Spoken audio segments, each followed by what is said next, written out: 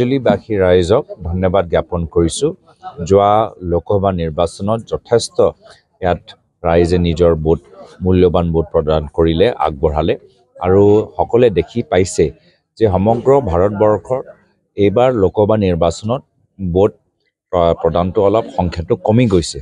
তাতে আমাৰ মাজুলীৰ ৰাইজে যে ওলাই আহি ভোট প্ৰদান কৰিছে, এইটো মাজুলী অঞ্চলৰ ৰাইজৰ ৰাজনৈতিক তেওঁলোকে ইমান যে সচেতন, ইমান যে সতৰ্ক, এইখিনিয়ে কথা প্ৰমাণ হৈছে। তো সেইকাৰণে মই মাজুলীবাসী ৰাইজক ধন্যবাদ জ্ঞাপন কৰিছোঁ, কৃতজ্ঞতা জ্ঞাপন কৰিছোঁ আৰু অহা 4 তাৰিখে তেওঁলোকৰ এটা আনন্দৰ দিন হ'ব, সকলোৰে জয় জয় ময় হ'ব, ইয়াৰ ইংগিত আমি ইতিমধ্যে পাইছোঁ। মাজুলীবাসী ৰাইজক ধন্যবাদ জ্ঞাপন কৰিছোঁ। যোৱা লোকসভা নিৰ্বাচনত যথেষ্ট ইয়াত ৰাইজে নিজৰ ভোট মূল্যৱান ভোট প্ৰদান কৰিলে, আগবঢ়ালে আৰু সকলোৱে দেখি পাইছে যে সমগ্ৰ ভাৰতবৰ্ষৰ এইবাৰ লোকসভা নিৰ্বাচনত ভোট প্ৰদানটো অলপ সংখ্যাটো কমি গৈছে।